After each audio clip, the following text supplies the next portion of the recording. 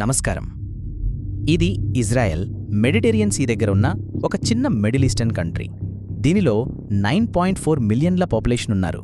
దీని ఎకానమీ కూడా చాలా స్ట్రాంగ్గా ఉంటుంది. ఇది ఎందుకు సర్ప్రైజింగ్ అంటే ఇజ్రాయెల్ ఎకానమీకి ఫేవర్గా చాలా తక్కువ రీజన్స్ ఉన్నాయి, కానీ అగేనెస్ట్గా చాలా ఉన్నాయి. ఇజ్రాయెల్ని దాని చుట్టూ ఉన్న కంట్రీస్తో ఉన్న హిస్టారికలీ హాస్టైల్ రిలేషన్షిప్ లేకుండా చూడలేం. ఆ రీజన్లోని జియోపొలిటికల్ విషయాలు తెలిసిందే, కానీ ఎకానమీస్ తన చుట్టూ ఉన్న కంట్రీస్తో బాగా పనిచేసినప్పుడే బెటర్గా ఉంటాయి. కానీ ఇజ్రాయెల్కి ఆ అడ్వాంటేజ్ లేదు. ప్యూర్లీ ఎకనామిక్స్ పరంగా చూస్తే ఇది ఒక పెద్ద ఛాలెంజ్. ఎందుకంటే వాళ్ళ బార్డర్స్ దాటి డైరెక్ట్ ట్రేడింగ్ పార్ట్నర్స్ లేరు. వాళ్ళు తమ బడ్జెట్లో ఎక్కువ భాగం డిఫెన్స్ మీద ఖర్చు చేయాలి. గ్లోబల్ ట్రేడ్ కోసం వాళ్లకున్న ఒకే ఒక మార్గం ఓషన్.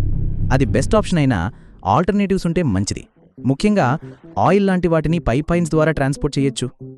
అలాగే ఆ కంట్రీకి న్యాచురల్ రిసోర్సెస్ పెద్దగా లేవు.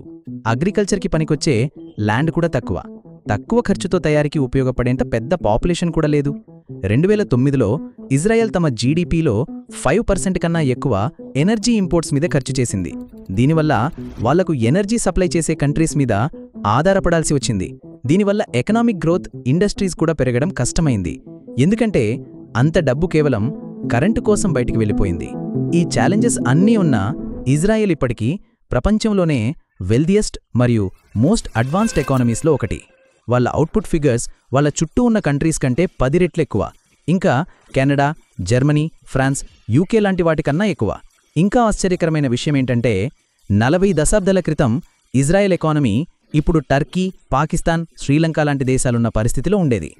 రాజకీయ అస్థిరత, ఎకనామిక్ గ్రోత్ తగ్గడం, హై ఇన్ఫ్లేషన్, ఎకానమీపై నమ్మకం లేకపోవడం లాంటి సమస్యలను పరిష్కరించడం చాలా కష్టం. కానీ ఇజ్రాయెల్ వాటిని పరిష్కరించింది. అందుకే ప్రపంచవ్యాప్తంగా చాలామంది ఎకానమిస్టులకి ఇది ఒక మంచి కేస్ స్టడీ. 1980s మధ్యలో ఇజ్రాయెల్ ఎకానమీలో మార్పు మొదలైంది.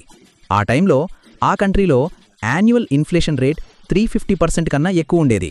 దీనివల్ల ఇజ్రాయెల్ షెకెల్ అనేది ఎకానమీకి పనికిరాకుండా పోయింది. చాలామంది యుఎస్ డాలర్స్ లాంటి ఫారిన్ కరెన్సీల్ని వాడడం మొదలుపెట్టారు. దీనివల్ల కొన్ని సమస్యలొచ్చాయి. ఎందుకంటే ఒక ఫారిన్ కంట్రీ కరెన్సీ వాడితే గవర్నమెంట్కి దానిమీద కంట్రోల్ ఉండదు. తమ సొంత కరెన్సీలో ట్యాక్సులు పెంచినా అది పనికిరాకుండా పోయేది. మళ్లీ ఆ డెఫిసిట్ని పూడ్చడానికి ఎక్కువ డబ్బు ప్రింట్ చేయాలి. దానివల్ల ఇంకా ఎక్కువ ఇన్ఫ్లేషన్ వచ్చేది.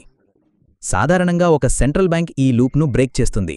మనీ సప్లైని కంట్రోల్ చేసి ఇంట్రెస్ట్ రేట్స్ పెంచి కరెన్సీ వాల్యూని కాపాడుతుంది. కానీ ఇది సెంట్రల్ బ్యాంక్కి గవర్నమెంట్తో సంబంధం లేకుండా ఇండిపెండెంట్గా పనిచేసే స్వాతంత్రం ఉన్నప్పుడే కుదురుతుంది. కానీ అప్పుడు ఇజ్రాయెల్లో అలా లేదు. టర్కీలో కూడా ఈ మధ్య ఇలాంటి సమస్యలే వచ్చాయి. సెంట్రల్ బ్యాంక్ ఇంట్రెస్ట్ రేట్స్ పెంచినా గవర్నమెంట్ వాటిని తగ్గించమని చెప్పింది. హై ఇన్ఫ్లేషన్ వల్ల ఎకనామిక్ గ్రోత్ ఆగిపోతుంది. ఎందుకంటే ఇది ఫారెన్ ఇన్వెస్టర్స్ని భయపెడుతుంది. చాలా బిజినెస్ కాంట్రాక్ట్స్ సంవత్సరాల పాటుంటాయి. కరెన్సీ వాల్యూ త్వరగా పడిపోతే ఇలాంటి లాంగ్ టర్మ్ అగ్రిమెంట్స్ పెట్టుకోవడం కష్టం. 1984లో ఇజ్రాయెల్లో 370% ఇన్ఫ్లేషన్ రేట్ ఉండేది. అందుకే ప్రజలు తమ కరెన్సీని వాడకుండా తప్పించుకున్నారు. స్టెబిలిటీ మరియు కాన్ఫిడెన్స్ అనేది ఎకానమీలో చాలా ముఖ్యం. కానీ అప్పుడు ఇజ్రాయెల్లో ఎవరికీ ఆ కాన్ఫిడెన్స్ లేదు. అండ్ 1985లో ఇజ్రాయెల్ ఒక కొత్త కరెన్సీని తీసుకొచ్చింది. దాని పేరు న్యూ ఇజ్రాయెలీ షెకెల్. కానీ కేవలం కరెన్సీ మార్చడం వల్ల ఇన్ఫ్లేషన్ ప్రాబ్లం పోదు. ప్రజలు యుఎస్ డాలర్స్కి బదులు కొత్త కరెన్సీని వాడేలా కాన్ఫిడెన్స్ క్రియేట్ చేయాలి. దానికోసం ఇజ్రాయెల్ ఒక 5 పాయింట్ల ప్లాన్ను తీసుకొచ్చింది. 1. గవర్నమెంట్ ఎక్స్పెండిచర్ కట్ చేయడం. గవర్నమెంట్ ఖర్చు తగ్గించింది. దీనివల్ల ఎకానమీలో డబ్బు ఫ్లో తగ్గింది. 2. సెంట్రల్ బ్యాంక్ని ఇండిపెండెంట్ చేయడం. బ్యాంక్ ఆఫ్ ఇజ్రాయెల్ని గవర్నమెంట్కి సంబంధం లేకుండా పనిచేసేలా చేశారు. 3. కరెన్సీ వాల్యూ తగ్గించడం.